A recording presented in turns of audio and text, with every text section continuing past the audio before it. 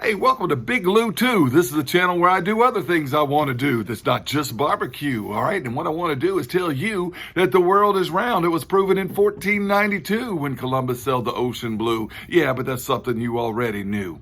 Hey, there are two replicas of Columbus's ships, the Niña and the Pinta. Actually, there's one of each. And they were built as floating museums. They tour all over the Western Hemisphere to different ports, and they were at the port of Biloxi. And my wife and I have family in East Louisiana. She's got family in South Mississippi. We met up with the in-laws and stuff, and we took the kids on a tour of Columbus's ships in Biloxi the other day. Actually, it was just yesterday as I'm filming this. And I got to tell you, it was really cool. I didn't imagine how small these ships actually were. Now, they don't have the Santa Maria. People ask that all the time. They have no plans to build the Santa Maria. The Santa Maria was a different class of ships. You see, the Niña and the Pinta were caravels, and they were smaller cargo ships. The Pinta was a carrack. I'm sorry, the Santa Maria was a carrack, and it had a larger water depth. It needed to have 14 feet of water to float in, so it wouldn't be able to go to the same ports, and it was much slower. And they said that Columbus didn't like the ship because it was so slow, but it kept a lot of the supplies. It was real interesting. They don't let you go down to the lower decks of the ship, but that's where they would have kept livestock. I'll tell you more about how they fed themselves at the end of this video from the deck of the Pinta. And the Niña, you don't get to go to the upper deck. It's a smaller ship, Coast Guard regulations. Anyway, we take a tour here. It's just a public tour. There's a lot of strangers and other people touring the ship. So I do a lot of shots that are vertical, so that I'm in narrow, profile, whatever you call it, so that I'm not getting peripheral people in the shots.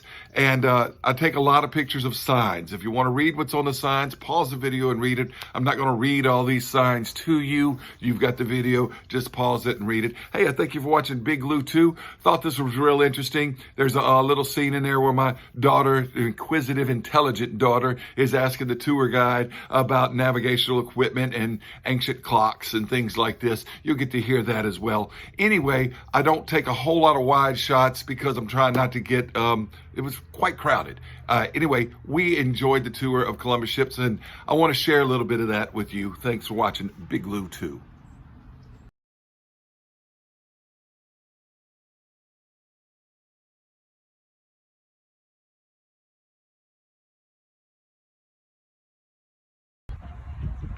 There's going to be a lot of signs on this tour.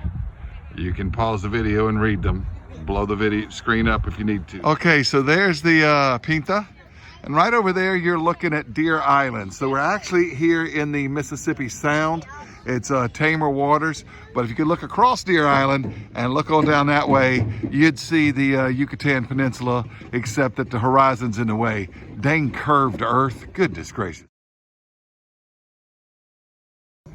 I'm not sure the rubber tires to keep it from bumping into the dock were authentic to the late 15th century, but neither were they. Possibly.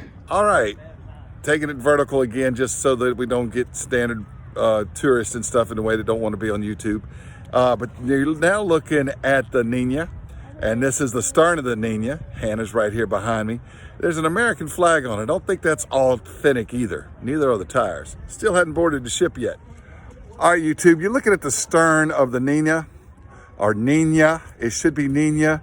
And do you see the sign behind me?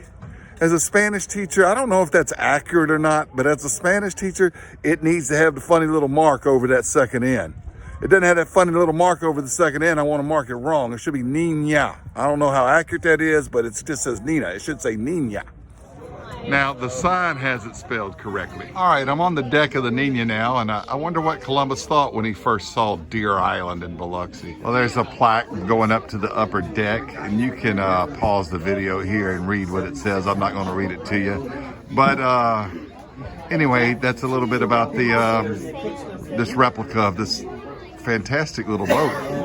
You think it's a big ship, but it's really just a little boat. All right, well, there's Hannah and her cousin Anna Marie, second cousin. I'm sorry, Eva. My bad. Anna Marie's right there. All right, there's Eva. Hannah's dressed in, tried to dress in period piece. That is not true. And what's your name? Adeline, that's right. She's a Addison. Okay, Addison. And what's your name? Anderson. And what's your name? That's Bo. He's made pizza on my channel before. And that's Big E.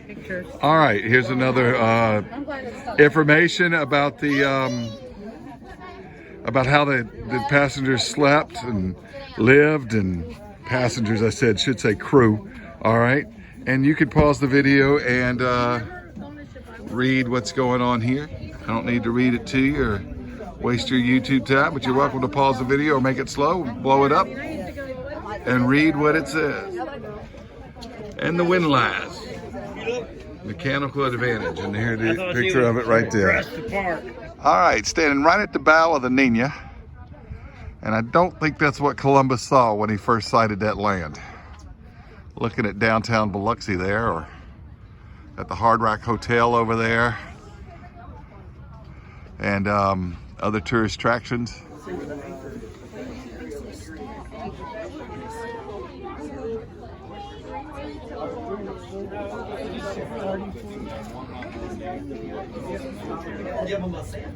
More signs you can pause the video to read. Biography of Christopher Columbus. I'll turn the camera around so you can read. You can pause the video and read the biography if you wanted to, but I'm sure you can find it at other places on the internet. They'll be moving a lot. That'd be a fun trip. You know what I'm going to do with the pieces? Information about salvage off the ship. how they built the replicas. Figure out, position out without a sextant and an accurate timepiece. Yes. Wouldn't be until 1750 John Harrison makes an accurate enough timepiece or chronograph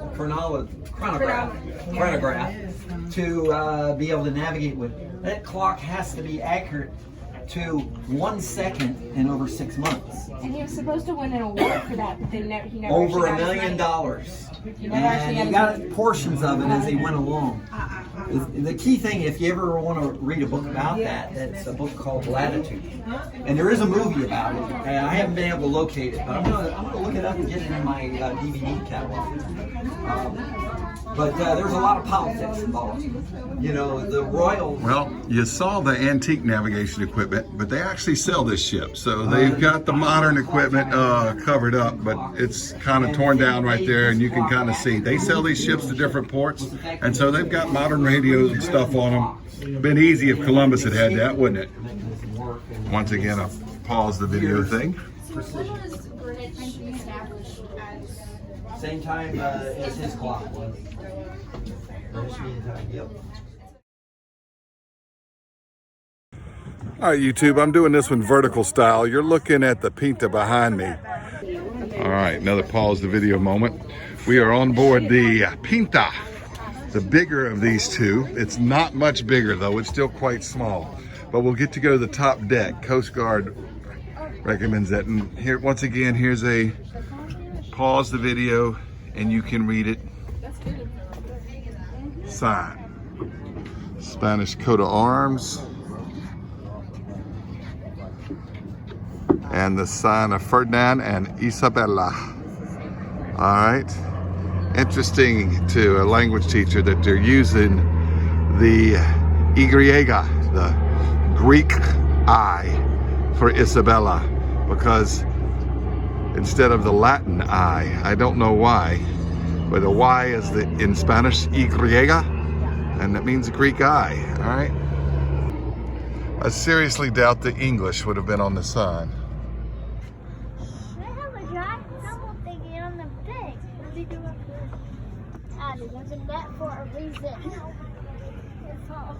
Oh, there's a net. Can't get all the way up to the tip-top bow of the Pinta. I could do that on the Niña, which is right over there. All right, and once again, there's Deer Island. So it makes you think, you know, man, when the crew of Columbus first saw land on these little ships, they had to be quite happy. Under the deck of the Pinta, they have a little souvenir shop.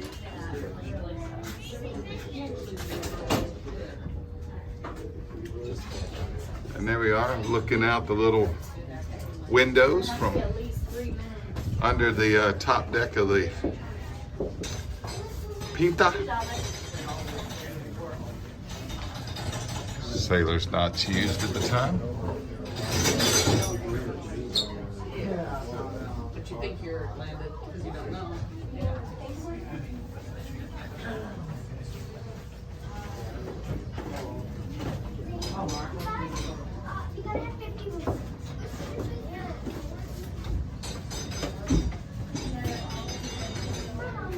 Fire extinguisher is probably not period accurate either, but they actually sell these ships and they gotta meet Coast Guard safety regulations. That beam right there controls the rudder.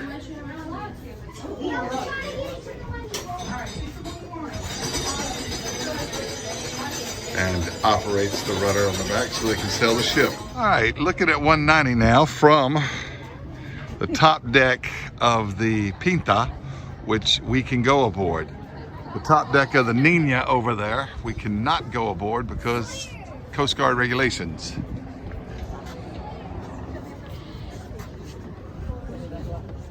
There is a replica of what the cannon would have been. Quite small to some of what they would have had later in the 16th century. Life ring's probably not period accurate either. But we have enjoyed this tour of the Niña and the Pinta. Very, very cool. My kids have learned a lot. Their cousins have learned a lot. And I hope you've learned a lot. Thank you for stopping by. Big Lou 2. Okay, I'm on the upper deck of the Niña. We're looking at Deer Island there across the Mississippi Sound from Biloxi. And gotta tell you, a little tour of the both ships. Been nice. The kids have learned a lot. We spent some family time. I'm going to end the video here. I do want to tell you that they had quite a bit of livestock down there.